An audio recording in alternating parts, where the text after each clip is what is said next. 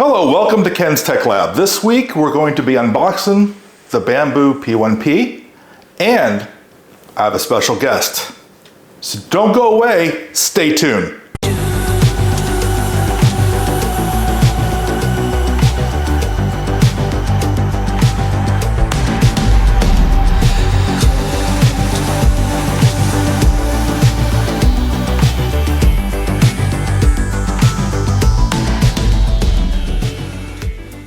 Welcome back to Ken's Tech Lab. So we're going to be unboxing the P1P by Bambu, and we're also going to invite a special guest that I have on the show today. His name is Jessy. He is a longtime friend and the one that actually got me into 3D printing quite a long time ago, and here you can see where I've taken 3D printing from there.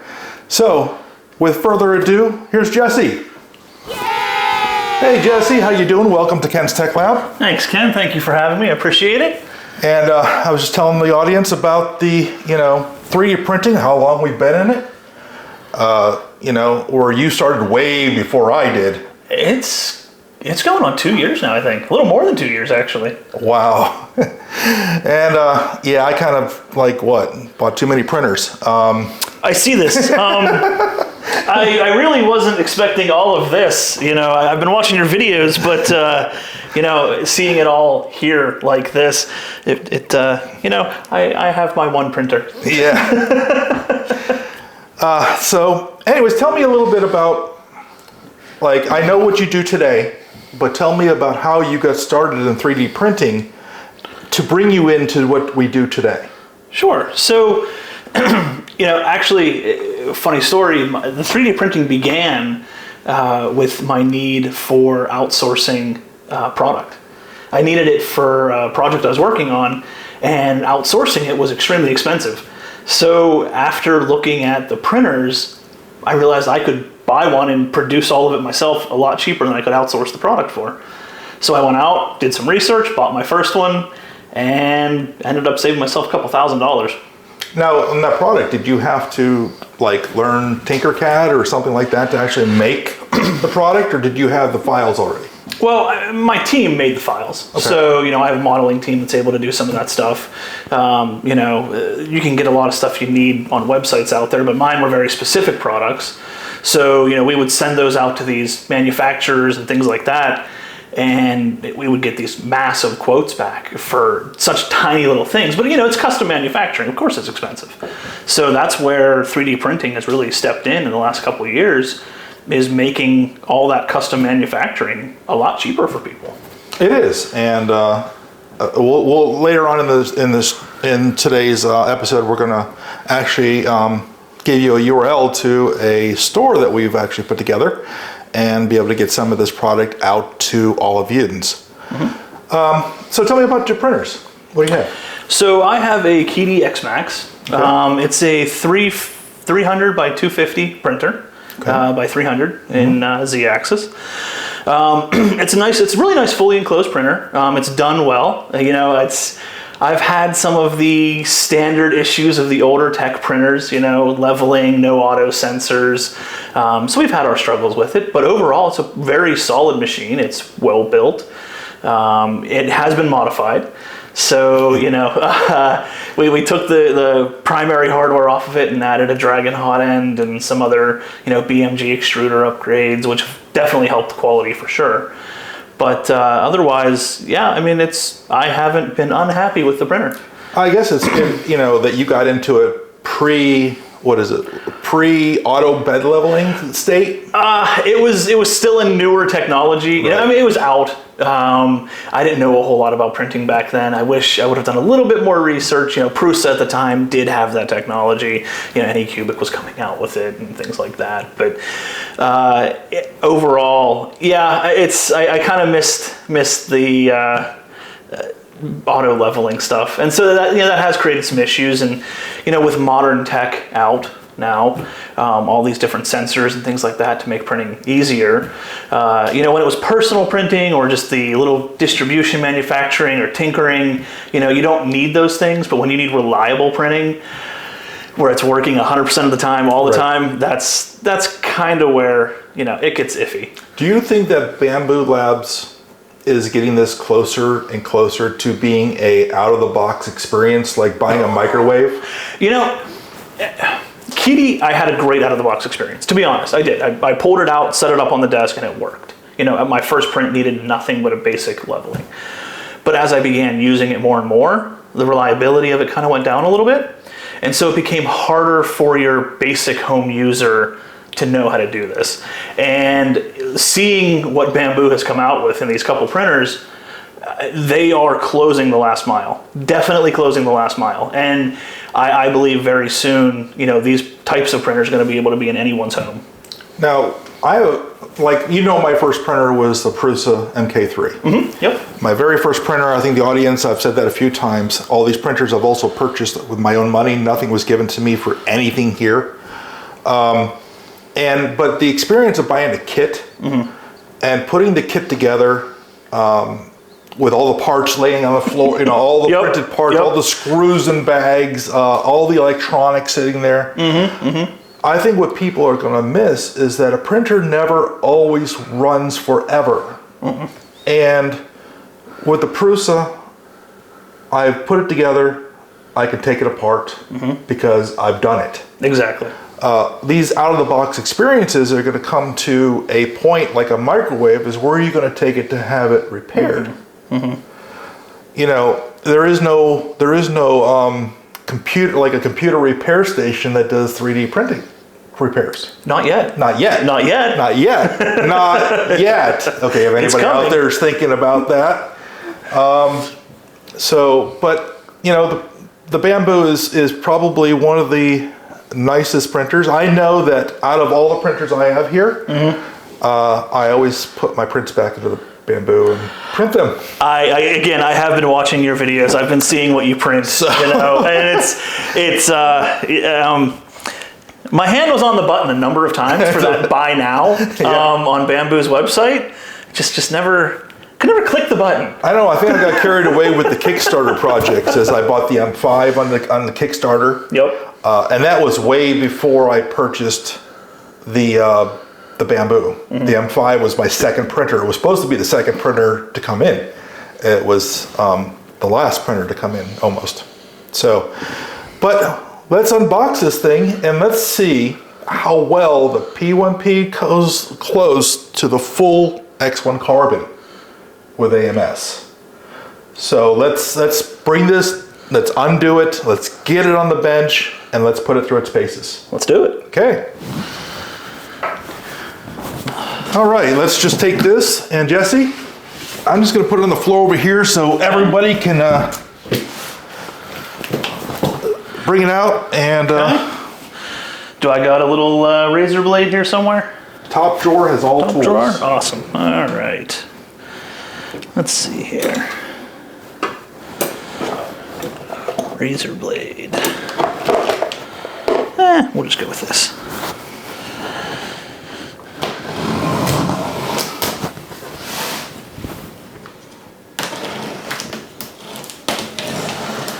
Definitely well taped.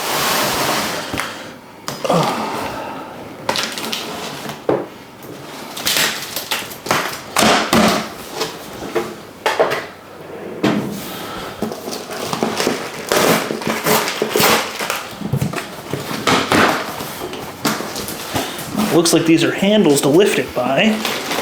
Yep, definitely seems that way. All right. Some nice packing. Anything? What does it say on top? Quick start guide. Yeah, we get a nice quick start guide. Hey, we get to read instructions. Instructions? What are those? All right. Okay, so I believe of all the things I've seen, you just take out the entire thing and bring it up to the You know, table. I'm not gonna lie, this makes me a little nervous. I don't like grabbing by bags. Are you afraid that it's just going to fall through? I am, but you know what? The manufacturer says so, so let's see what this does. Wow, look at the change of manufacturer packing. Oh. How did it look like on the X1? The X1 looked like, well, since about 40% of them were destroyed by shipping. Oh, yeah, it was a little bit bad. Even mine has a dent in it. Oh, that's on the right. back I corner. did forget. But their support took care of that pretty quickly, didn't they? What they did was they said either send back the entire printer or take this compensation. And the compensation was pretty nice, though, if I recall. It was $50. That's what I thought. Yeah, for a little ding. I mean, For a little ding. It wasn't that bad. So I think that was pretty good. Okay. Well, I guess we just take it from the top here.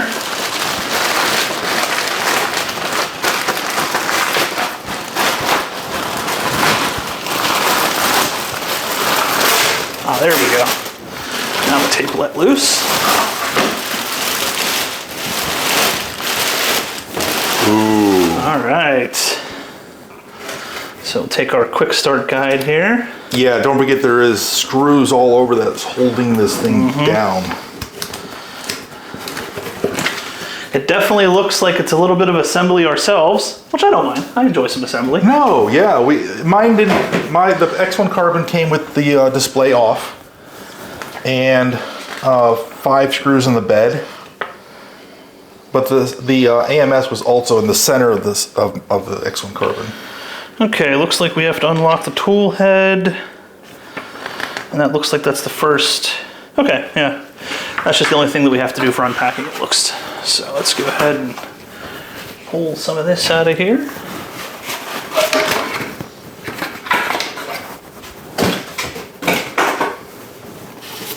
Ooh, what's that? All the parts. This is definitely some assembly required. Some assembly required when they have to give you tools. All right.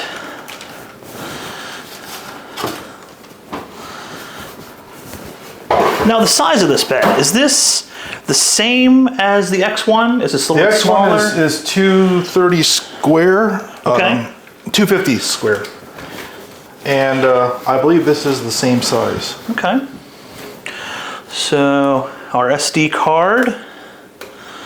Take that off. Nice place to put it. Yeah, it is. Very easily accessible. You know, I have a laser cutter, and the SD card is up on the underside of the laser cutter, so it's like near impossible to get to. Yeah, I'm just glad I have remote print with it. Let me grab those tools again. See if Ken's Tech Lab ever gets one of those, we'll have to get you back on the show to show us how those lasers work. Well, you know, one of these days, if you feel like it, Ken, we can do a remote show. We could. And you can come to my place and go over that. All right, so the tool head is free. Let me... Almost. Pull that out.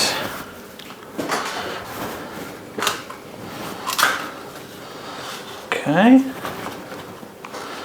And you know what, we might have to pull that forward a little bit. So let's see. What else is tied down? It's just wrapped around the extruder there. Looks like they don't have the bone tube even secured. So here you go. Yep.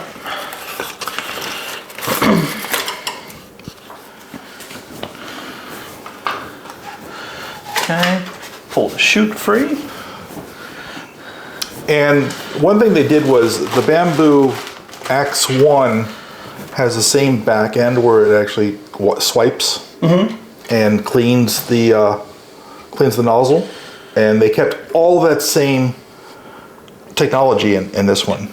So this has almost the same technology as the X1 Carbon. Yes. What was this lacking versus the X1? This is lacking, besides the sides, which are so obvious, right? Which they have a lot of options for. Yes, they do, and I'm sure that you're going to Yes. explore some of those. Besides that, it's missing the full display.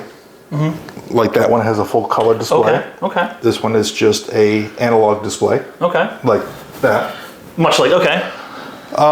It's missing the LiDAR. There's no LiDAR, as you see on the side. There's nothing sticking out to here, which that one has. The X1 Carbon has LiDAR on it. Okay. One nice thing is they kept this. The carbon fiber rods. They kept the carbon fiber rods. You know, I noticed that those were not stainless steel. No, they look like they're dirty, right? Like if they were stainless steel, you need to clean the oil off of them. But no, those are carbon fiber, so you don't have to worry about the bearings. Oh, wow. The bearings in here are also sealed bearings, not not oil, where you can oil them. So there's little maintenance to this. Little maintenance to this. Okay. One thing you have to worry about here is this, like normally you would have a little thing of oil sitting on this. Like my Kitty does. Yeah, or even that one has a little, you know, this one you keep with alcohol clean. Okay. So it's a little bit different here. You also don't have, with this, there's no camera. See? No camera. No light. No fan that blows across the bed. Which, you know, I have learned with my Kitty, that extra cooling, when I saw the way yours cools with the X1, I realized that that's got to be one of my biggest issues, is how fast I can get my products cooled. Because I like to print at a higher temp, more than most people. So it creates a stronger layer bond, but I do have a lot of curling that occurs because of it, depending on the print. So I can't get that extra cooling in there fast enough. The cooling, I think, is really helped the first layer. With the Bambu, remember the Bambu is closed.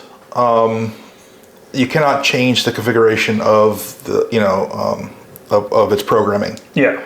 You can't get into it. It's closed. Closed source. It's closed source. Yep. So what they do is they wrote in there to do the first layer, okay? And I haven't seen anybody else do this. Clean the nozzle after the first layer. Okay, and make sure there's nothing on it. Then go and continue after the first layer and go back and continue to the second, third, and fourth layers. Interesting. That way you don't get that little bit of extra accidentally stuck in your first layer once the tool head. You know how back. most printers, when you throw it through the slicer, you're going to probably do a slower first layer print? Oh, absolutely, yeah. Okay. Your first layer is always slow.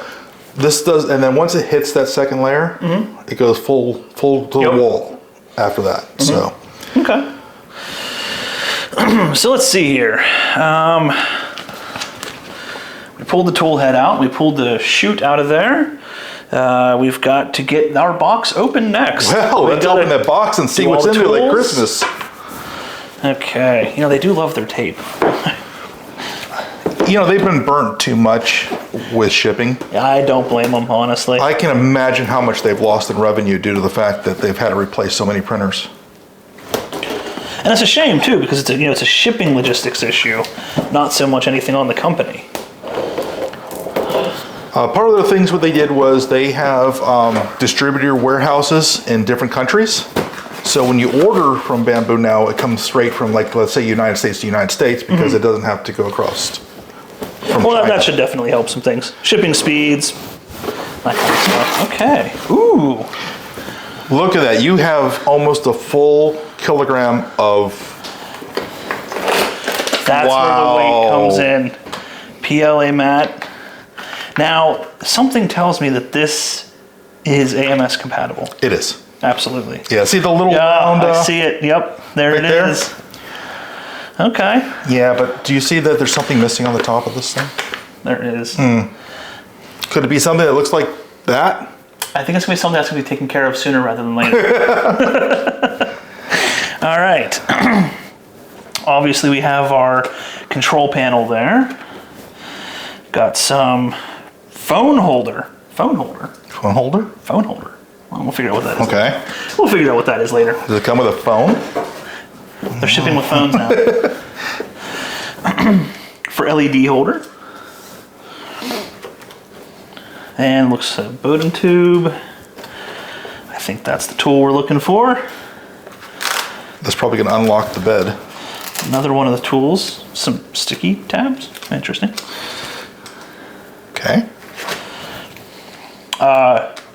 Wipers, right? An extra wiper. Okay. Two of them, right? Yeah, there's two of them. Cool. With the screws, so if you lose the screw when you take out the old one. We've got some thermal grease. Now, something tells me a lot of these parts might actually be spare parts. They are. Look at the... Because I see we have another hot end. We do have another hot end, and I bet you when you switch that hot end, you're going to have to use the thermal grease. Okay. Now, this is definitely not going to be an extra part. That is a spool holder. Yep, that's one of the first things it wanted us to assemble. More spare parts for the hot end. What's that? Oh, I know what that is. Razor blade? That is for... The razor blade. When you make this. You know, I will say this though, your experience with the razor blade the first time does make me a little weary of using it. Well, okay. I did have to watch your video on how to replace the sticker, so. If you put the razor blade on the correct side, it doesn't gouge the sticker. Oh, is that what happened? Yes. Okay. I will definitely pay attention to that. Do-it-yourself shell. Oh, that's for our shell. So we'll need those. Do-it-yourself shell. Yep. It comes with A little piece of the bone tube on anchor. there. So Yep. it's going to be the tube anchor. You're gonna need that one. Is that? Because see, that bowden tube's just sitting out there. Yep. Definitely some assembly here. For What's the this? extruder, I think that's going to be spare parts for the extruder. Okay. So they're planning And on then- you losing all the screws when you take anything off of this. They know people all too well. Yeah. We are technicians. Hey, a nose picker. Yeah, what is, ooh, a needle. Yes, that's to clean out the hot end if it gets clogged. Oh, that's what that is. I call them nose pickers. Well, let's just put that back in there then. They're actually acupuncture needles. Oh, really? Which, yeah, I looked that up to see what they really are. That's interesting. Yeah. Okay, let's see what's hidden back here. I think we got a power cable back here. Yep. So they're not like the phone manufacturers where they're making you get their own power cables and stuff. Well, you know, I do have to say, I do like seeing more and more of these phones come out with Type-C. More standardization.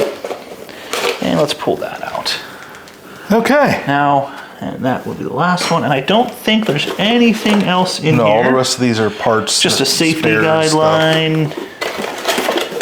Yep, that's it. So, go ahead, we'll put this off to the side here.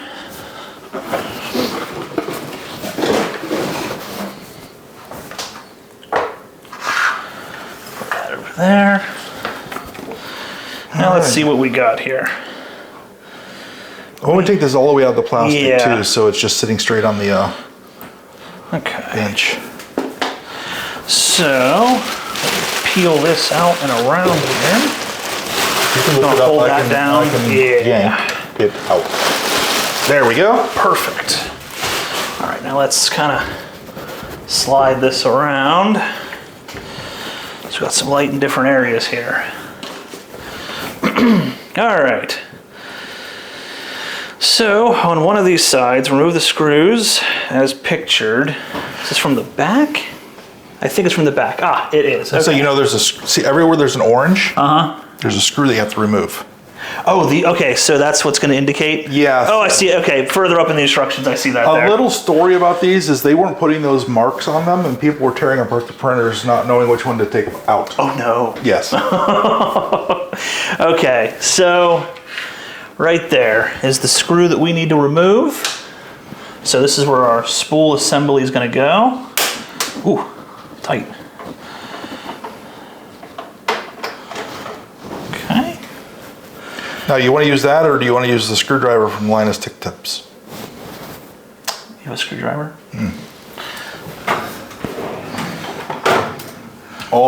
They're all in the handle.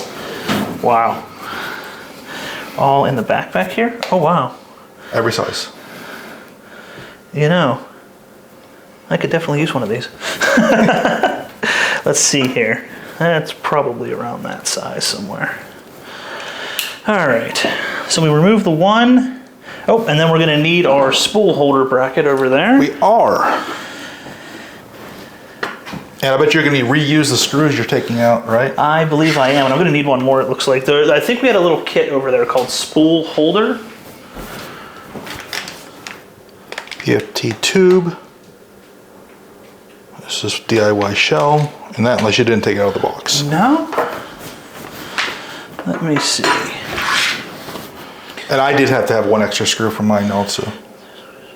Secure the spool holder with 2 screws from the accessory box. So maybe I did forget one.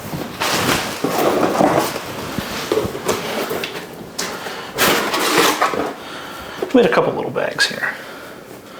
For the extruder. For hot end. Ah, for spool holder. Ah, there we go. I did forget one. Oh, and they're a little longer also because Yep. they need to go through 2 things, not Yes. just one. All right, so it wants us to put this upright in that fashion, I believe. Yep. So against there, just like that. So let me go ahead.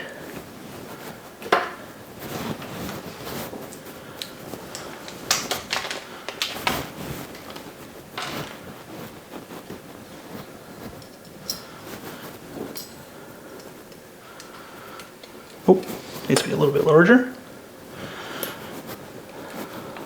Could have been the original one I had on there. This one here. There we go. Wow, that's some strong magnets. It's pulling the screwdriver to the unit. All right. So we're gonna fasten that in. Oh, there we go. That makes that easy. Yeah. And we'll do the other side here.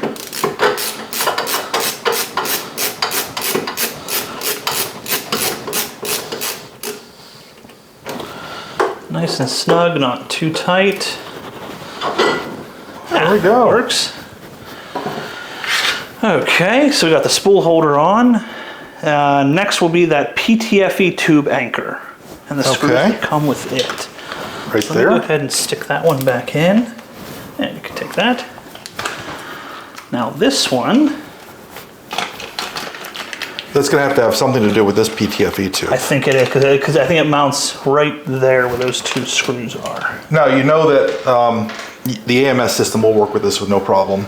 And when you order an AMS for the P1P, it comes with the bigger Bowden tube with the spring that actually does where if it's taking too much, it lets it go through and go back with the spring. And that just kind of sits on the back there. Okay. And that faces down like that.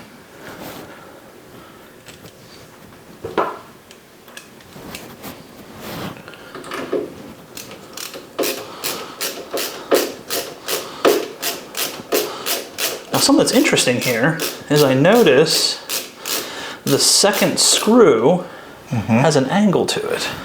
I would think so, because you're right below this, and either you're going to come out from here or you're going to come out from here. And so it kind of just lets it tilt off a bit. Okay. It's the little things you think of. See, you're going to want it to be like that, because if the spool's coming around, it's going to come up and come around like that. Well, from what I see here, I'm tightening these down. Yeah. It's oh, so it lets it. Yeah, it lets it move. Yep. People that make DJI drones, I guess, know how to make all the little. That's right. These are the manufacturers of DJI. Yeah, DJI, all the engineers. It's funny you say drone. Why? Because that's kind of where we got started in our technology a long time ago with our drones. And earlier you said that there are no places that fix printers yet. Yes. Well, at that time, there was no places that fixed drones. That's true. And now, there's drone stores to fix these things all over. Yes. So, it comes with time. So I think in the next few years, we will start seeing some of those places pop up. I think what I mostly see is when there's a way to make enough money off of what you need to do. Yeah. So there needed to be enough drones out in the world to be able to make it a lucrative business to have a store to fix them. And with printers like this, the X1, things like that coming out, some of the newer other printers we've talked about recently, we're definitely getting there. That last mile is closing, and they're going to be, in 5-10 years, you break your spatula, you're going to print a spatula. You're not going to go to Walmart or anywhere and buy a spatula. You're going to just fire up your printer, print it out of nylon, and be done. Yeah. And I see that in the next 5 years. What was I going to say? They right now the printer store, like Bambu Labs, has a store, and every part in here is on the store, right? That's nice. And they're really cheap. They're actually insanely reasonable. cheap parts to be able to fix the printer. That's nice. Yeah. That's, and that is kind of the issue, I have with my Kitty. I've had some things die, and they do have a presence on Amazon, that allows me to get certain parts, but not everything is there. So oftentimes I'm trying to find and outsource the original open source parts to do the repair, which is difficult because they don't have any official place to purchase things. Now, with the closed source BIOS on this, do you think that's hurting Bambu? No. And they have a reason. I know that they have a reason that they're doing this is to make sure that all their sensors, all their equipment works as intended. Exactly. And so when you, and this is something, and I know it's hard for some people to understand, and it's definitely a point of controversy. I hear it all the time.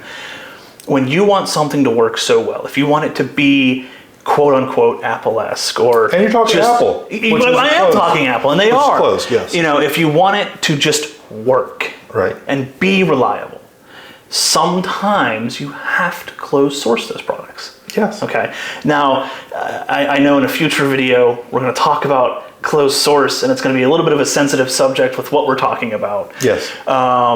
And that is definitely a point of controversy, which I do not believe in closed sourcing things, simply for the base fact of what it is. So we're just talking about the Bambu. Exactly. So with printers like this, I don't see any issue with closed sourcing it. Not at all. Either do I. Not really.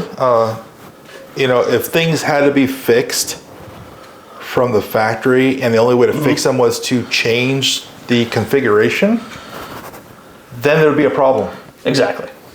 But there isn't, because every time there's a problem, Bambu seems to send out the fix almost immediately when they hear about it. And I have seen that. I actually joined their unofficial Discord the other day. Okay. And I kind of watched, you know, everyone, and they're really active in, you know, trying to talk to their community, and you know, if you see this, submit it so we can get that corrected and that kind of stuff, which is really nice to see, honestly. So, okay, what I just did here was connected our PTFE down inside here and then back here. So we have completed our little chain. So nice, tight, snug. We got it in there. I see there's no clips to keep it held up, so.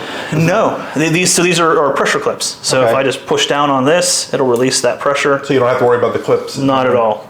And I kind of like those. Those are a little bit newer. I used to have the actual push-on clips, and I have had issues where they pop off sometimes. So it's what's holding nice it on in here? Same thing. It looks like they've got a little tiny tool down in here that the clip is further down on in. Okay. So I think you'd actually have to disassemble this head in order for you to access that. If you take off this right here, okay. Is there one on the other side? There is not. This actually comes right off, and that's where you can replace. Wow. Two screws. That is 1, 2. packed. That's it. So those two screws are how that head comes off? Yes. There? Wow. And then it's plugged into this daughter board right here. That is so tightly packed. That is clean. That is definitely a clean extruder head. Impressive. Okay, so next we're gonna have to take the Allen key here and undo the 3 orange screws you talked about. So let me get in here. See, they learn by the mistakes by actually putting orange. Little orange arrow says, hey dummy, this one. You know the best part about these kind of screws? Free screws. Yeah. These are what, M2s? M2s. Yeah. Yep. Wow, long ones too. On the other side. Oh, there's one back here. Yeah, they don't want the bed going anywhere during shipping, do they? I see this. You know, that's nice to see though, honestly. Keeping all the parts nice and, you know, tied down. And the last one.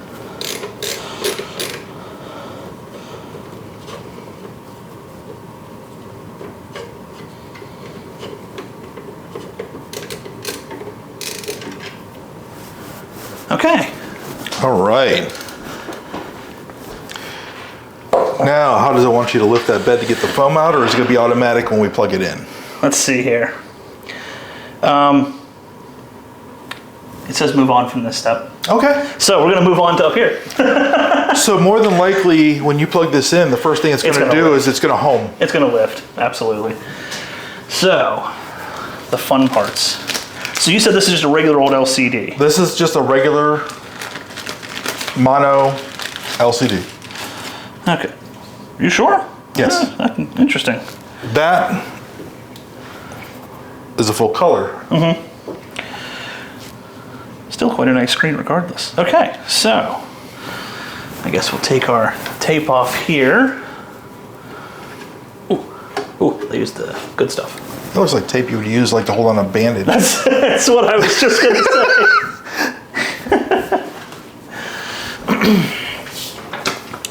Okay, we're gonna plug our cable in and snap it right on in.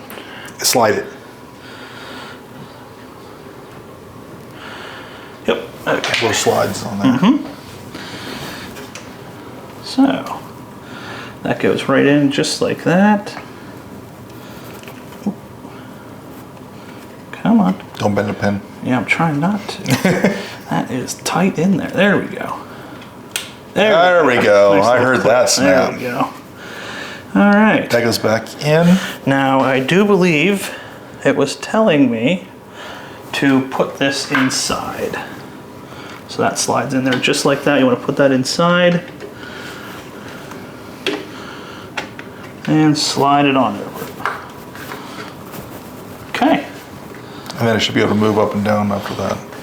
I think it's fixed. Oh, is it? Yeah, I didn't. If you look underneath here, the plastic is kind of fixed. They didn't put Yeah. And that's fine. That's a good angle. Okay. So that is fixed.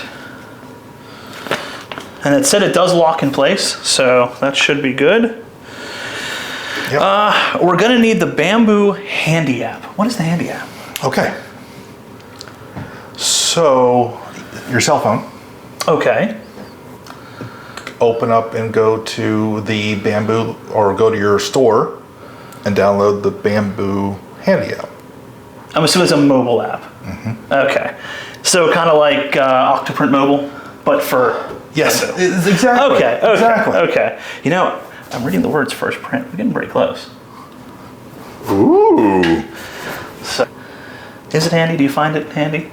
Actually, yes. Do you? Okay. Yes, because I can see my prints from anywhere in the world. What? I can see my prints printing from anywhere in the world. Like built in. Yes, or I can stop it from printing anywhere in the world.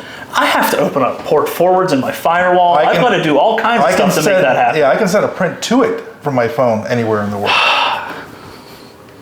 Fair enough. Okay. All right. So yes, it's handy. I would say so. Or adjust temperatures. If I find that I want it to be a higher bed temperature, I can adjust the bed temperature from it. That is nice. So we installed the app. We're logging in. No device found. So I need a... I believe there's no power. Oh, you need power. I thought it was a QR code here this whole time. Okay. Oh, so we have to connect to it. So we're going to have to load it up, connect to the power printer. Okay. There you go. So there we go. All right. All right. Well, let's plug it in. Our quick start is finished. This looks like it's completed. Here. So we'll take that. I won't show the mess underneath the counter here with all the electricals. There. Kind of a short power cable, not gonna lie. Wish it was a bit longer.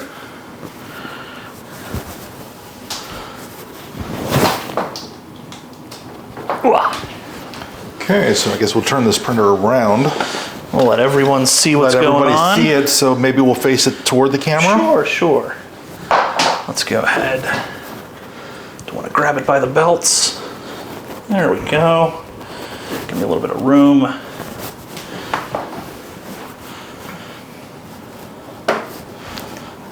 Does this thing have a country power switch? Nope. I don't see, no. You mean the 110, 220? Mm-hmm. No, I don't see that anywhere on here. So I'm assuming this is US only. Or auto sensing. Or auto sensing. Okay. Ooh. It's first movements. Okay, we do have things before use. Please make sure you read the user's manual carefully. Did you read the user's I did. manual? We did. We went through it. Okay. Carefully. Good. Hit next. No. Not touchscreen.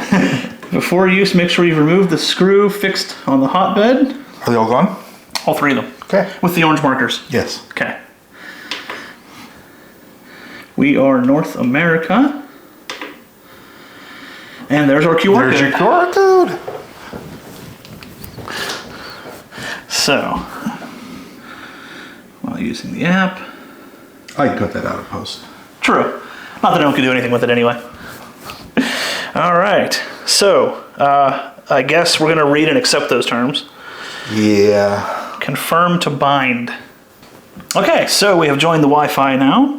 Please confirm you've removed the 3 Allen key H2 to wow, they're asking you again. They're really making sure you understand to remove those screws before this begins. Okay, so confirm. So there is the device. We want an update. Do we want to update this beforehand? Yes, okay, yes. Let's go ahead and update now. You don't know how long this has been in the warehouse. True. Okay, so I push the update. Don't know what's happening. Maybe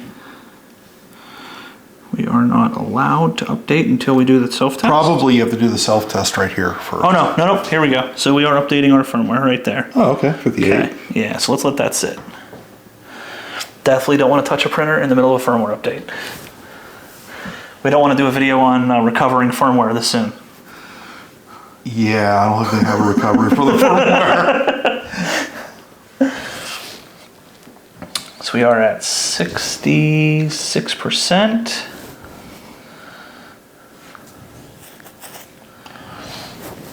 $67, $74. Oh, did it just click? Yeah, I heard it click. I thought I heard a little click in there. Definitely a nice interface on this app, I'll tell you that. Very clean. Because I'm sure it's going to reboot when it hits to 100%. And the firmware has gone away. I saw it looked like it rebooted there on us. So we'll go ahead and next. 2, 1. I also like how they make you wait. Like it makes you read the message. You can't just click, click, click, you know? North America. And it looks like it already knows that it was joined, so it skipped that step. And self-test. There we go. Hey, it is alive. Gimme, gimme, gimme. It's homing.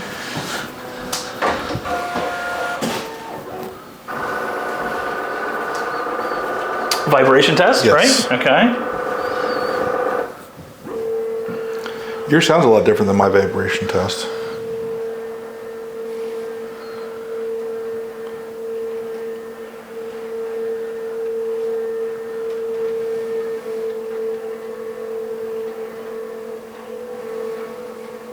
It's so quiet. My key is so loud. It is monstrously loud. The fans are constantly spinning on it.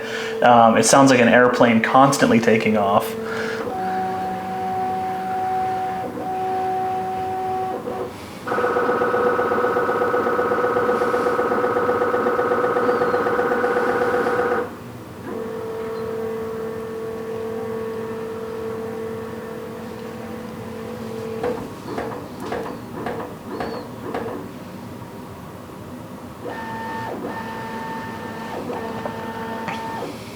I just love how automated this is. I mean, I remember doing all of this, but it was so manual on my key. I had to do every step individually.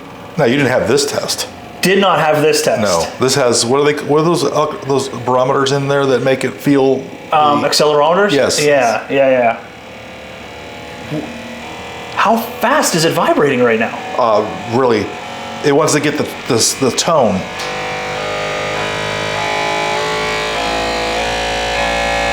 I can feel it in the floor. For your high-speed prints. It's almost scary. I know they can't see this, but I can feel it in my feet how fast this machine is vibrating. That's actually still vibrating really fast. Yeah. It's the sensitivity of these motors. That's incredible. I'll tell you from experience, It's still vibrating. if this moves, you have to recalibrate it because you've changed the tones. can still hear it.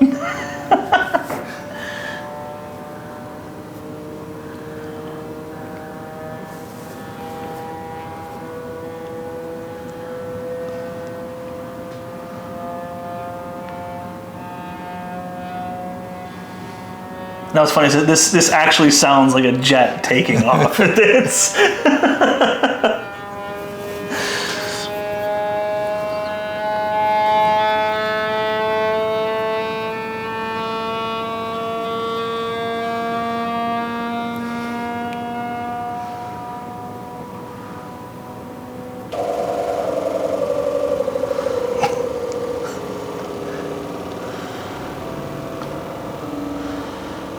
and so now it's doing the extruder head test, it looks like.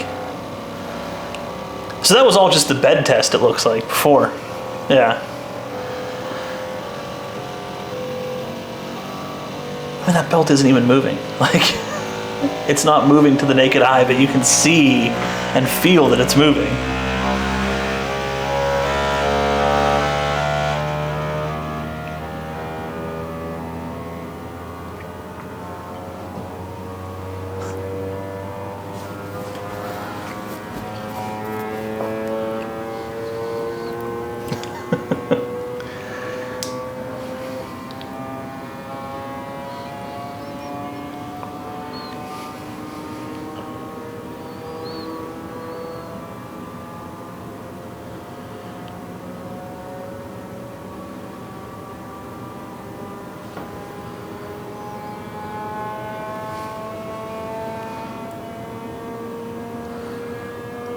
It's almost done. It looks like it's about 95%. Oh, there we go. A little bit shorter test. Just went to home. Okay. Enjoy printing. Enjoy oh, look at that, a little smiley face. Okay. So, and firmware updated, all right. Confirm.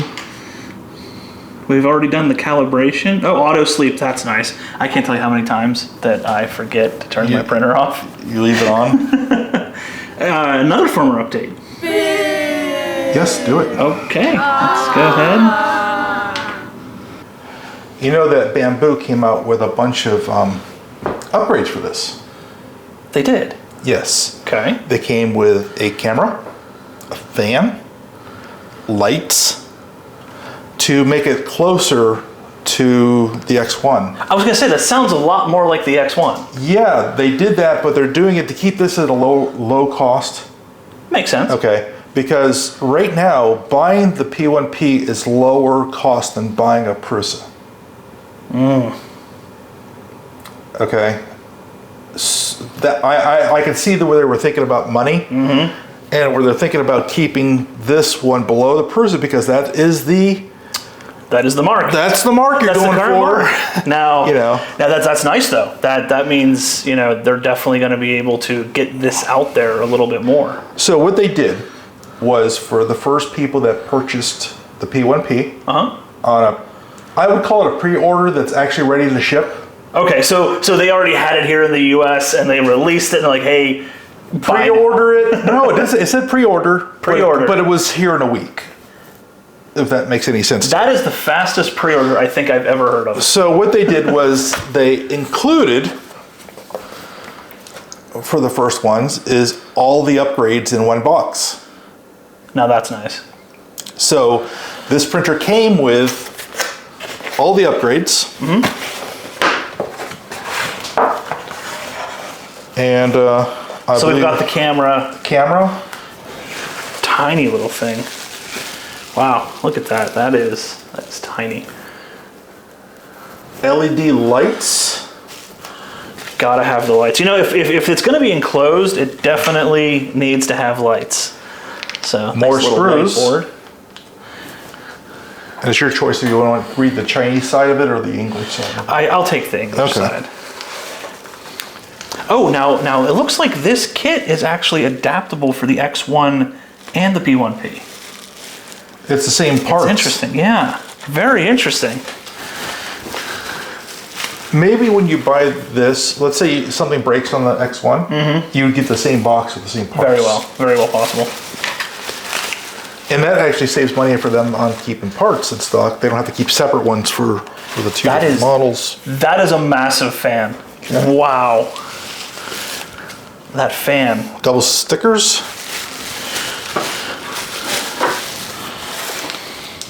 So these all require plastic parts to be printed. And they're preloaded on the P1P. Mm-hmm. But I happen to have already printed them out. So here. So you've already pre-printed all these? Yes. And what did you use to print these? The Bambu carbon. Of course you did. Of course you did. Yeah. Yeah. You're taking a printer and printing printers. I am taking the printer and printing more printers with it. So do these come loaded in? Well, so, okay, obviously these are available for printing if you wanted to get ready for your printer. Yes. Beforehand. So, very interesting. All right, so we have that and our lights and a few different colors of lights you printed, I see.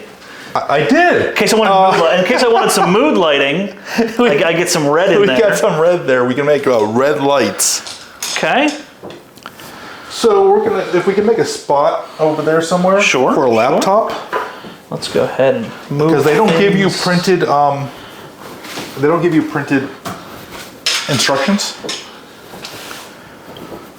like in the box. Okay. So you need to actually. So we're gonna need to watch some YouTube videos. No, they're actually just like Just PDFs. PDFs. Okay. Okay. Yeah. Simple enough. Simple, easy to do. Okay. So it looks like the fan shroud is going to be first. Oh, there is the AMS holder in here. Yes, there is. I did not print the AMS holder as there's no AMS. And that's the auxiliary fan monitor. Okay, so let's start with, looks like it wants us to start with the fan shroud. Yep, we slide the fan into the holder, put a few screws on it. Okay.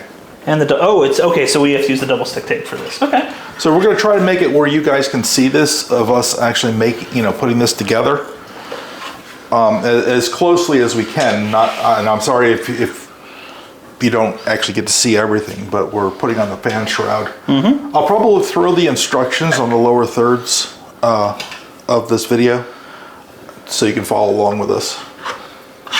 Okay, so looks like we have our fan with our duct Here, you unit. want to come right here? Sure, sure. Make it a little bit easier. Okay, so we've got our fan shroud and our duct. Simple enough. We're just going to slide that in place. Ooh, tight fit.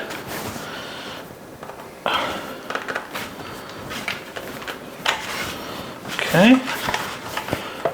How far down does it go? Oh, it looks like it slots into place. So it's really easy to kind of understand how it needs to go in. There we go. But it is a tight fit. That's good though. That's pretty good. And for the P1P, that's these ones.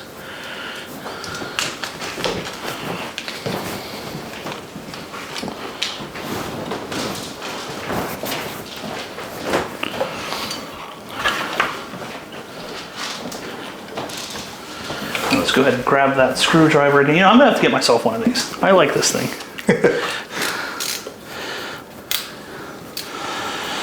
We're just gonna put the screws in through here.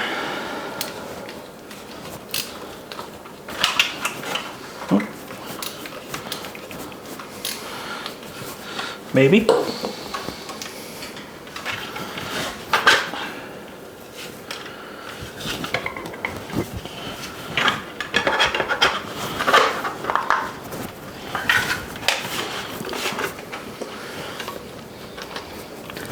Okay. Maybe we should be a little more forceful with it. It's probably making its own threads. Well, yeah, it definitely is, but I need to get it lined up.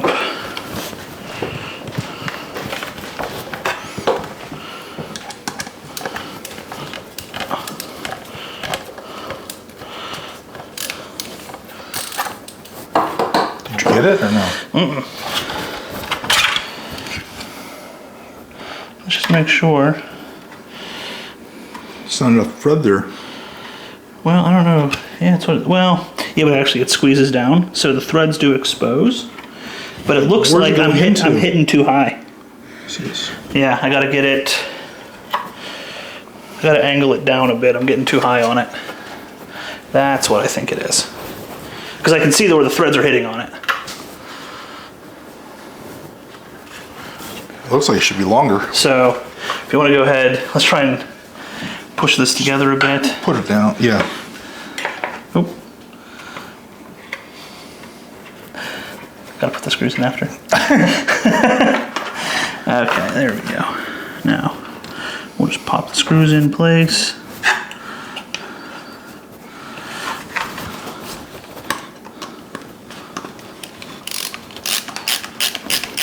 There we go.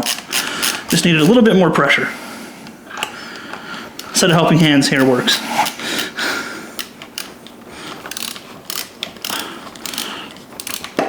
Oop, I think I got it. There we go. Okay. That was fun. So, recommend a set of helping hands. And now, Show everybody in the camera what you did. so what we had to do here, we had to get these two screws in, and we required a little bit more pressure to push these two parts together, just to get them to sync there. So now that we have that, we need to apply some of that tape, it looks like. Double-sided tape. Okay, that just holds the blower there, okay. And we're gonna have to remove the back, it looks like. And I do remember watching that previously. That's There's a lot of screws. That is a lot of screws. Okay. So, Here. so we have to disassemble this back real quick. So we're gonna shut the printer off before we do this. What's this? Electronic screwdriver. Well, you were holding out on me. Okay. The wow stick. Mm-hmm. Am I going to be impressed? You are. We will see. Yep, it's on this side. So we're going to mount it over on this side. Yeah, same place it is in the X1 car. Is it? Okay. So we're going to And they probably have a way to run the wiring too. Mm-hmm. So that's going to go up through here. And that's what they were talking about. I believe if we line up those couple screws that we're going to need to put right there. Okay, I see it here. I don't think we have to take any back off. No, it wants us to use some of this double-sided stick tape Yes. that it comes with, and we're going to put it against the back here. And it looks, peeled right off. So, slide that. By any chance on that thing, does it have a... Oh, they give you two screws at the top of it too. You know, I see the screws on the top and they match these two holes, Yeah, but it's not in the instructions. but that doesn't make any sense. I saw that. Are those screws in there? They are. They absolutely are. So it looks like you need to take these screws out and then put them through the two holes And I want to say that that's... to hold the top. I want to say that that's how it is, but... And the double-sided tape is actually to stop vibration. That very well could be. Yeah. But that's not in the instructions. So do we do it? I think we do it. Okay. I mean, we might be wrong. I mean, the holes line up. It's... You know, you can always take them back out. Okay. Oop. Nope. Ooh, that's a little tight. But that's gonna move quickly though. I have a bigger one. These come in different sizes? I bought, yeah, on the, see the case up there? Uh-huh. That's another one. Oh, okay. All right, so we're gonna go ahead, push this back. And put that screw back down through. Did you take the tape off the stuff so the sticky is there? I think I did. Let me take a look. Oh, already started threading it. So, There we go. no, I did not. Because once that touches, it's done. it's done. It's not moving. Okay. Oh, come on. Good. Okay. Perfect. All right.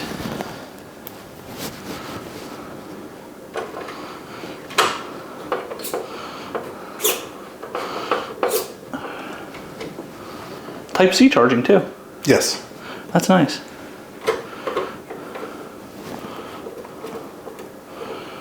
Okay.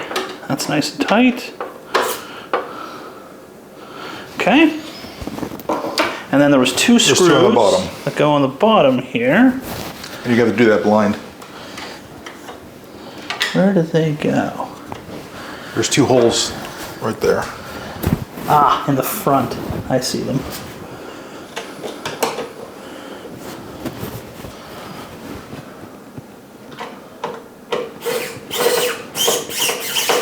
Now that is handy. That is definitely handy being able to do that.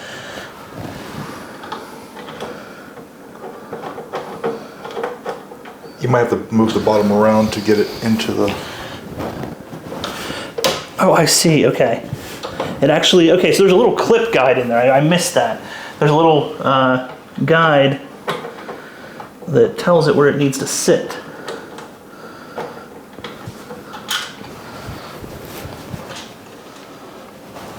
I hate doing screws blind.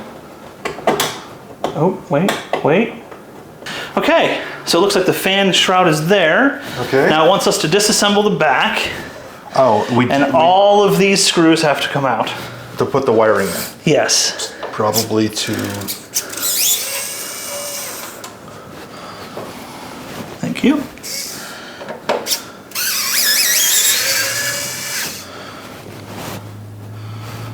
What's that top bolt?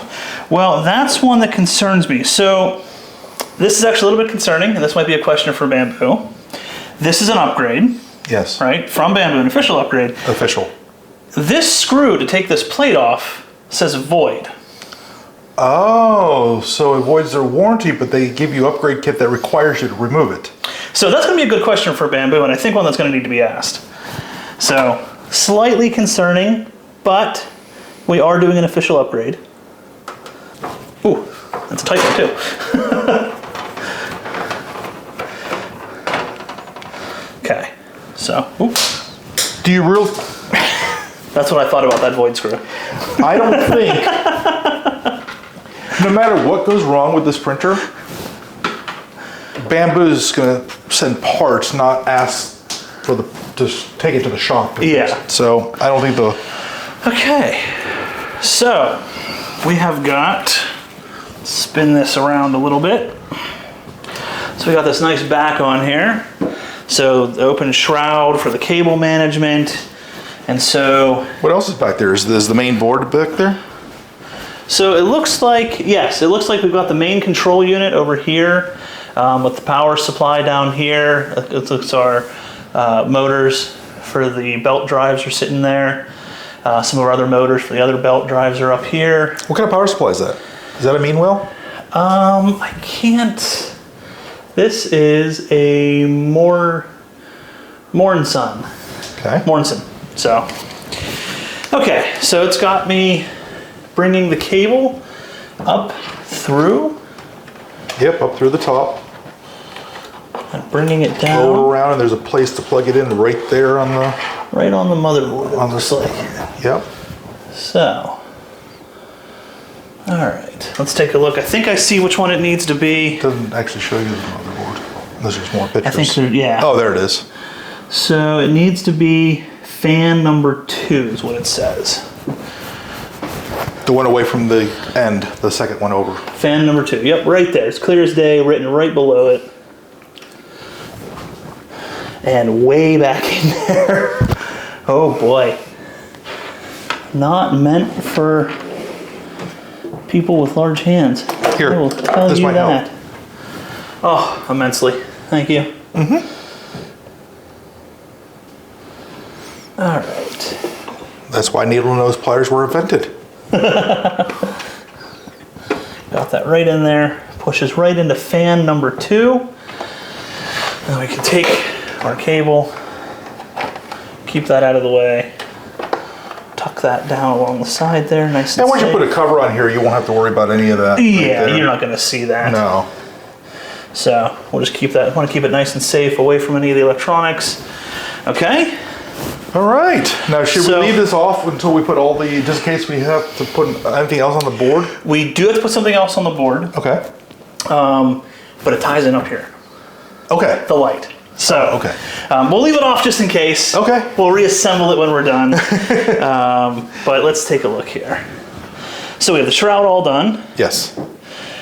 Okay, so the camera and the light is next. Now, did the camera have a mount? Yes. There's the mount. No, camera? No, the camera did not have a mount, sorry. So where does I our- believe that just goes up here somewhere. Here is our camera assembly instructions. Looks pretty simple. And yeah, it does. It just mounts, it clips right into the frame, it looks like. Yep. You would think they engineered this or something, you know? You'd think. All designed? Definitely not like DJI at all. No. Okay, so this goes right here, right in this front corner. Is that where yours is? Right there? Yes. Yeah, and then I guess the light kit It goes right points next that to it. like that across the board. Okay, so And the light kit is right there on top of the fan. yep. So let's go ahead and it's going to clip in, slide in. It just locks in. Ah, okay. Just like the front control.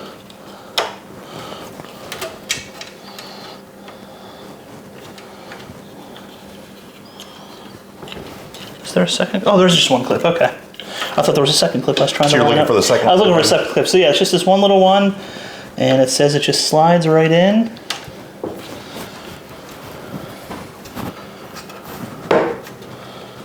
There it is. There it is. Oh, wait.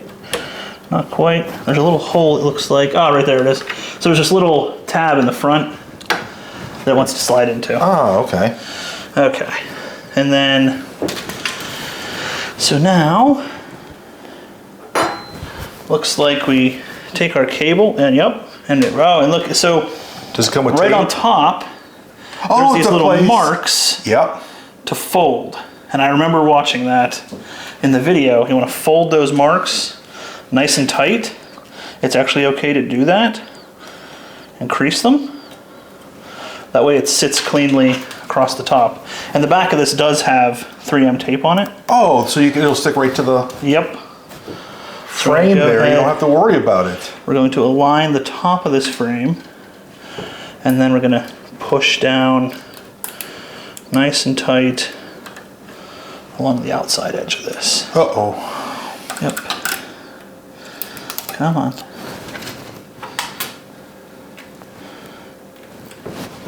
Push down nice and straight. There we go. Okay. Okay.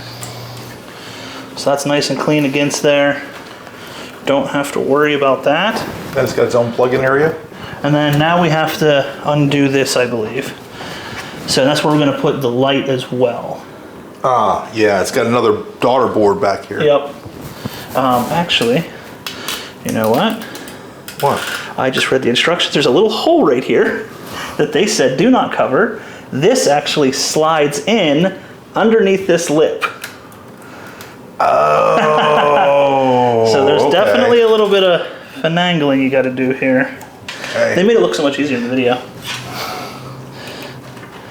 And then once it's already sticky, it's hard to slide it underneath that lip. Yeah, there we go. Okay. Now this cable's kind of fitting a little bit better than it originally did. It's definitely not a straight cable. There's a bend in that cable. Like there's actually a built-in bend. You're not supposed to make that straight, it doesn't seem. Okay. And so now, We have more screws, or does it just pop off? no, it just pulls this little lip right here. Oh, it's like a sticker? Uh-huh. It's this whole container. Come on. There we go.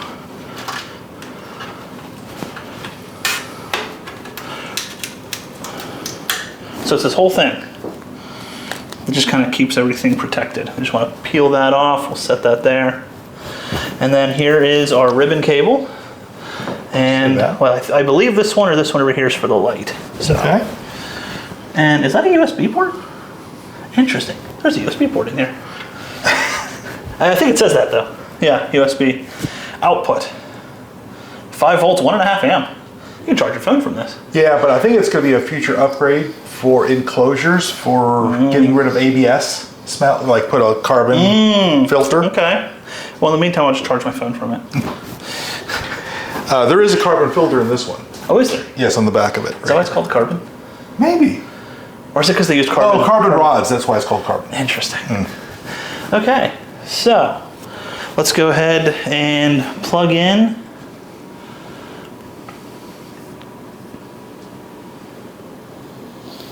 So this is a standard, what do you call those, ZIF connectors, I think, something like that. Same thing like it goes to those screens on a laptop or something. Yeah, similar to. Or when I was putting together the Prusa Mini, the broken screen. Let me get around the front of this.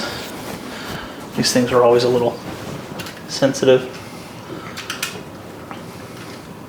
Let's go ahead and do that. Put that together. Oh, come on. Okay. And then you have the little... Clip it down in. Yep. So actually, I don't know if I put that in far enough. I always question myself if I put these in far enough. Like, is it too snug? Is it not snug enough, you know? Yeah, because that's going to put video and power across. All right, there we go. So then we're just going to tuck that cable back in there like it showed us in the little video there. All right, so camera's in. All right. So what's the third thing? Light. Light. All right. Light bracket, light cover, and I don't know where you put the LED. All right, so actually, it looks like it just presses in. No glue? No glue, no nothing. So we're just gonna go ahead, push this cable through here. Tiny little cable. And everything, everything's already kind of pre-built to hold in place. And yeah, it just, pushes right in, nice and tight. Wow. And then we will take... I saw that, that snaps in. Just like that.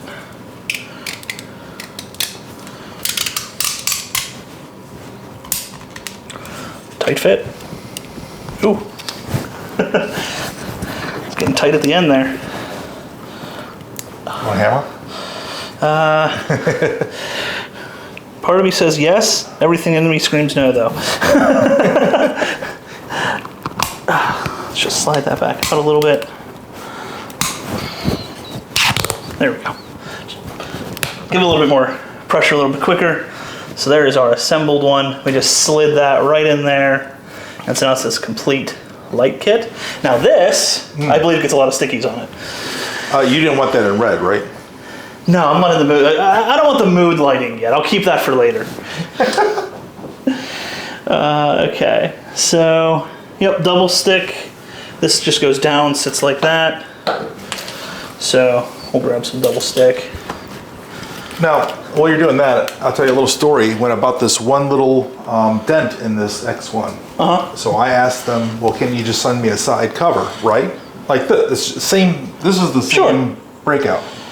They said, no, I'm sorry, but when we create these, they're created for each individual frame. They're measured per frame when they're made, so we cannot make another cover for your X1 carbon. Interesting. Yeah. So they're kind of. So I guess what they're kind of just making sure everything fits properly. Maybe any tolerances they're correcting when they're building them. Because I could say, I can take the screws out of a frame and, put it back together again. I mean, it's no different really than Prusa. I mean, Prusa manufactures all their own printers, you know, by hand. They do. They're printing all the pieces and all that. So it's I don't think it's an uncommon practice. Honestly, I think it leads to some better quality. So we've got, it goes over here still, it looks like, and it's just going to sit. Do they have a specific place that it sits? That's, well, not entirely. they're showing that it definitely sits, or is it sitting up here? Oh, no, it's sitting up above. Yep. Because right there is the screw hole behind it. Yeah, it sits right there. Does it take a screw? Nope. It is just sticky.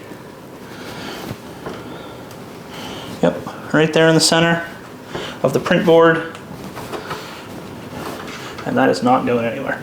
Now with those three M's on it. Okay. Now the wire. Now the wire, and there is, let me take a look at the ports, because this is a tiny little wire, so chances are this thing only plugs into one port. Ah, right there it is. Yep, it's this one right here. Definitely, this is actually a different kind of cable. I've never seen this kind before. Oh, it is. If you look at that connector, I've never actually seen a connector like that, so it's very unique. That is unique. So, yeah, so that just plugs in right there. Oh, turn it on the side. Angle the printer a bit. There we go. If you need the... No, the cable's just fighting me. Okay.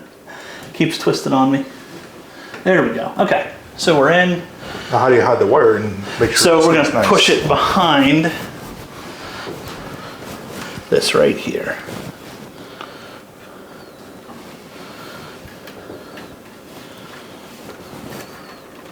Tuck it back with the other cable. And then you put the cover back over? Yep. That cover will keep everything nice and hidden.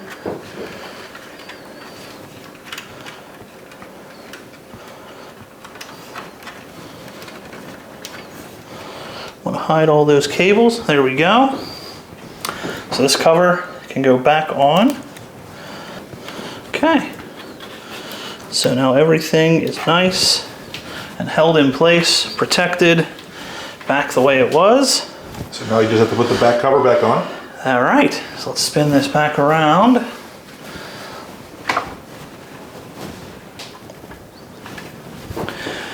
And grab our cover. And where do those screws go? All right here.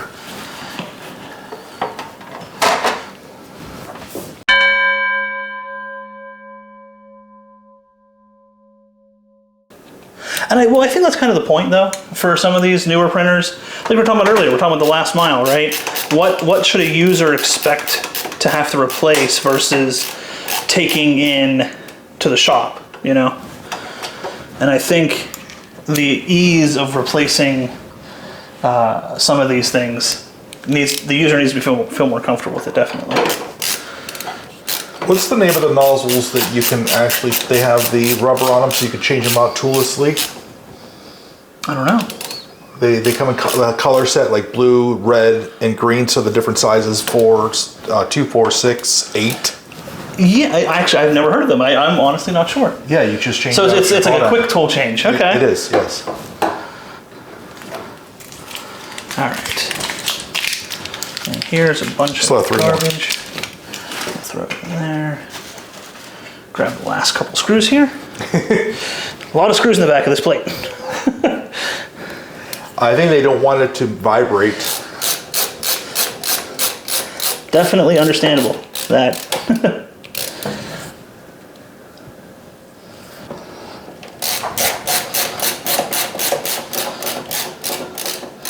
Okay. All right. All right. I think the upgrades are complete. Wow. We have a full printer, fully upgraded. And you saw it here. Is it going to print? I believe it's going to print without an issue. All right. Well, That's the prediction from Ken's Tech Lab. after seeing the self-testing that printer does, I think it will too. Now with these new parts, it might ask for another calibration due to the fact that You think it'll detect them?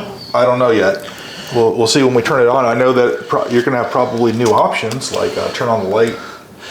I did see that in the instructions. It would say, you know, you're going to have them light up on the screen there for you. So, okay. I'm also going to move this off of the crease and into just one of the tables here. Okay. And luckily it prints from the top and it goes down because the camera can actually see a print. So we're going to go ahead and plug this back in. Okay. Power it back on. Okay.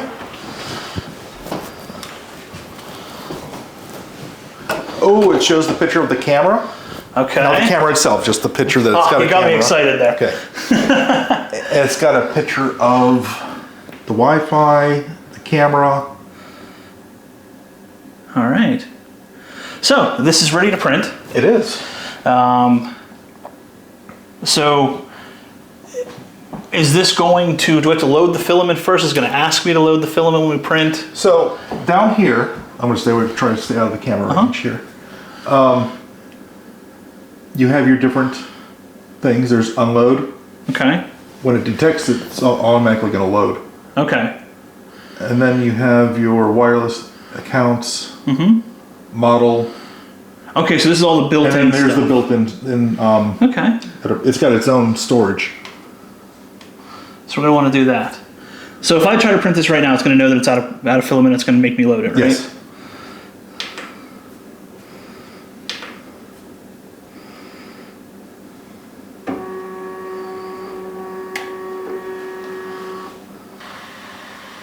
Wow, that hot end gets hot fast. Yeah, it's already 220 watts. Yeah. Wow, that's going by 4 and 5 degrees Celsius every second. Mine takes far longer.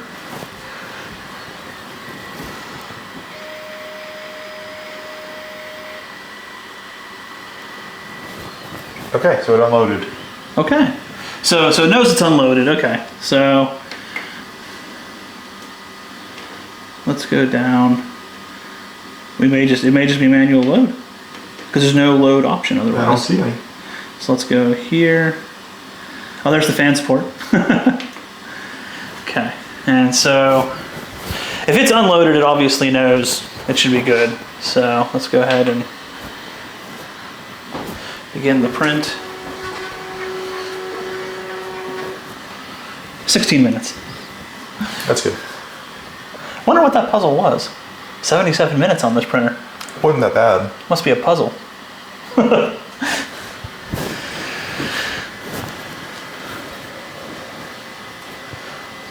And that is definitely a bright light. Those are very bright LEDs in an enclosed case.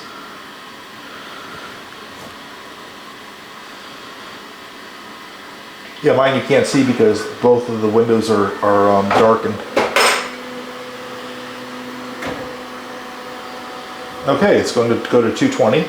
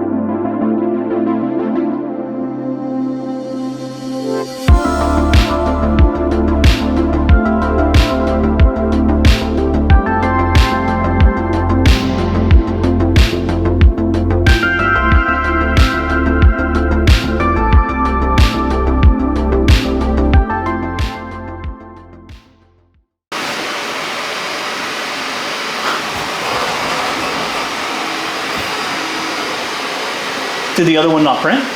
No filament was coming out, so I read the instructions and watched the video. Okay, what'd you have to do? You just take it in and push it till it stops, and then I went and started the print, and then I went to the back to make sure it was pulling, and it was. Okay, so it just didn't click clip in enough. Okay. Something to watch. This is a 19-minute Benji. This is insane mode, isn't it? No, this is normal. What? Normal. No. Yeah. This is not normal. This is normal mode. This is far from normal. This is normal mode. We're still recording. Are you time lapsing anything? I can't time lapse with that. Oh. You can, but you got to put a card in. So this will do time lapsing? Yes. Okay.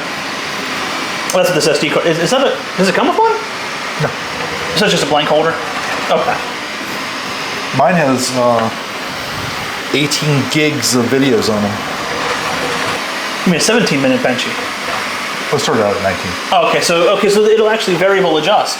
Yes. Okay, see, that's one thing that my Key does not do, is it doesn't have that variable adjustment. So oftentimes it'll say like 2 hours, and then it might be 2 hours and 20 minutes. It might be, but you never really know until it gets close to the end. So I always have to go by percentages.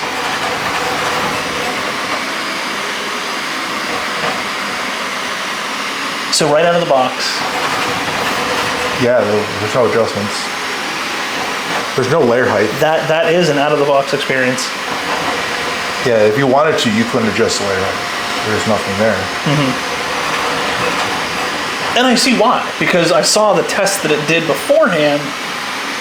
So I'm assuming that there is an electrode charge that is running through that, because when it touches, Yeah. it's either that or it's pressure sensitivity or something in there that's making that level. And then before I ever print it, goes through some variant of that, and then a full bed level, Yeah. a full bed check. Now, one thing I will say, and I understand on the X1 carbon, it's the LiDAR, that it's the reason why you have to. I like the fact that it's only printing this little line on the end here and not using all this space Right. on the board.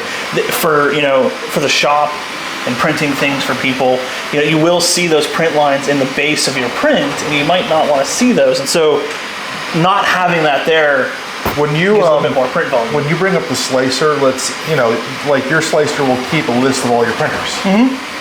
And when you bring up your slicer and you tell it to slice the print on the X1 carbon, it shows you the lines. Yeah.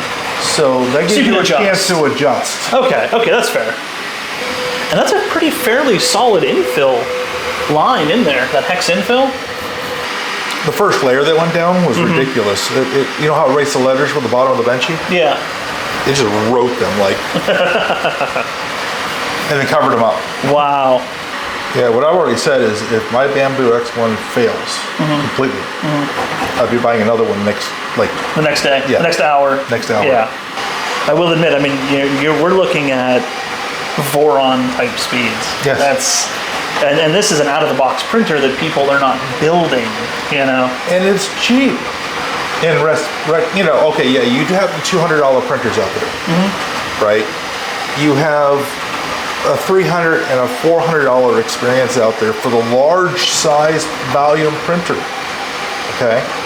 I'm almost ashamed to admit how much I paid for mine in comparison to what this is currently doing.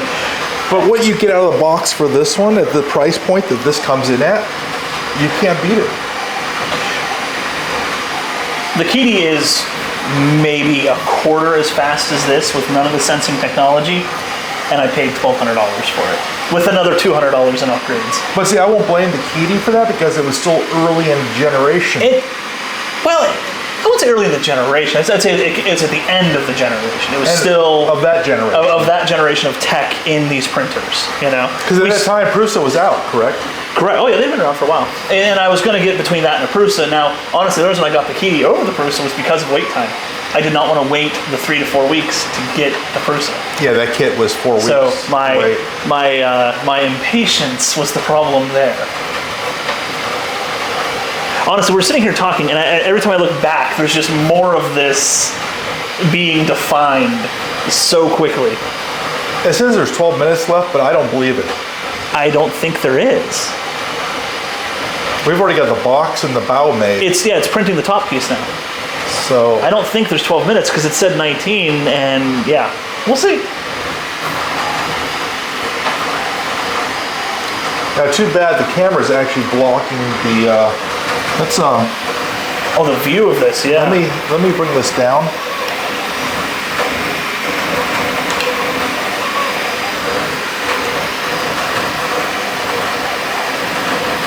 There we go. Bring it in. And now they can see just how fast the head of that is moving. Now, what do you think about the flex steel plate on this having the remember, I think I talked to you yesterday or the day before about I didn't like printing PLA on the rough surface of the steel sheets. Yes.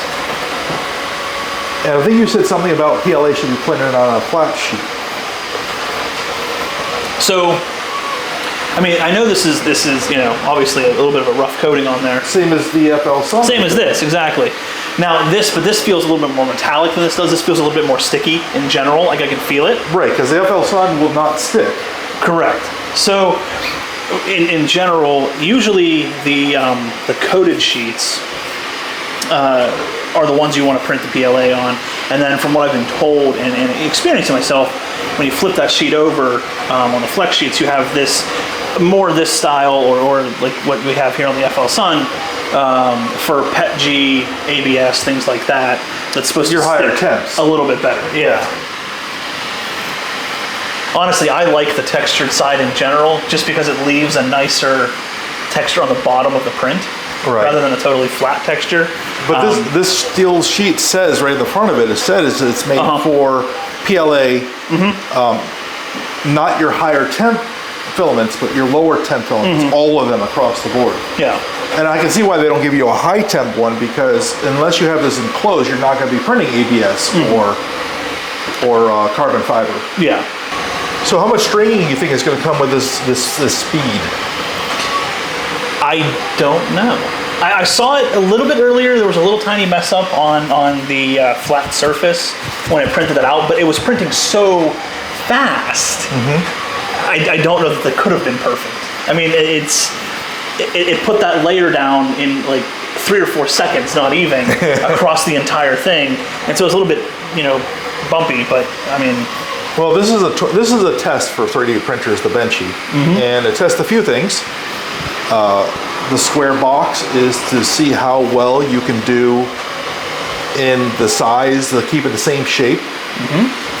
You have the windows that are going to be coming up, and they're going to be to see how well your overhang can work, and to see if there's any stringing between the windows. So I can see here on the side, if you look down the side of the Benchy, for how aligned all of our layers are. I mean, granted, again, this is printing very fast. There is very minor layer squish. Now, in just a couple of layers, not many of them. There's maybe 3 or 4 of them. But for as fast as this is printing, because I mean, a Benchy on mine takes roughly 1 hour and 35 minutes. On the Prusa, same thing. Yeah. So we're talking, less than a quarter of the time. Yeah. It's probably 1/6 of the time that mine takes. So, or the Prusa over there. So you really can't complain when you have minor things going at such a fast, rapid rate. And the Bench is a torture test. It's considered a torture test for printing because of all the different angles and how fast it's shifting and things like that. And it looks like this printer's eating it up and spitting it out, so... Yeah. Okay, the Benchy finished in record time, like all of Bambu's great prints. I think that was roughly 17 minutes. Do you think they actually cut it down a little bit? I think this was 19? Roughly 17 minutes, and wow. So you want to do the honors and take that Benchy off of there and show everybody? Absolutely. So, looks like we got definitely some nice setup here. We don't have any overhang or underneath the windows here. I don't see any stringing. No stringing at all. The top end looks wonderful.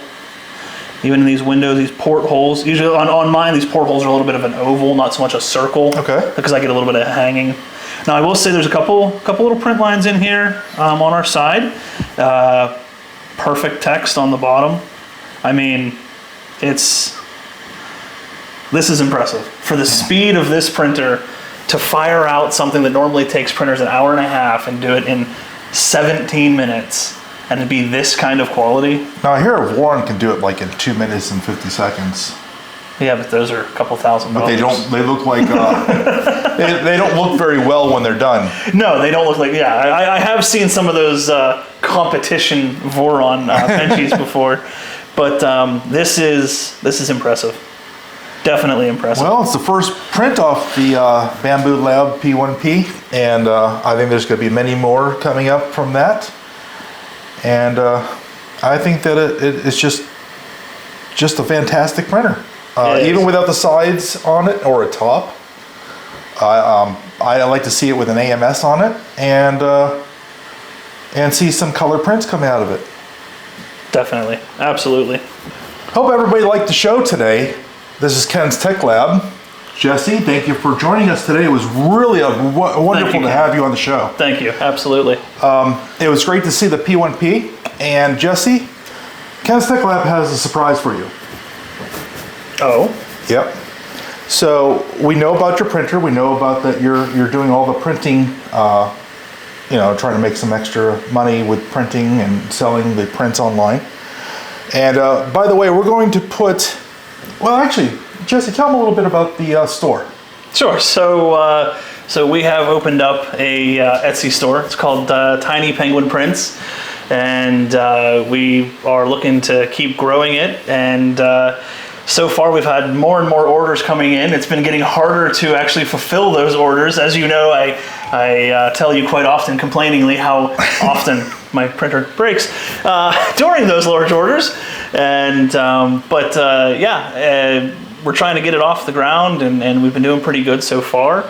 But it's become to a point where it's getting more difficult to keep up with it. So, well, Ken's Tech Lab is giving you this P1P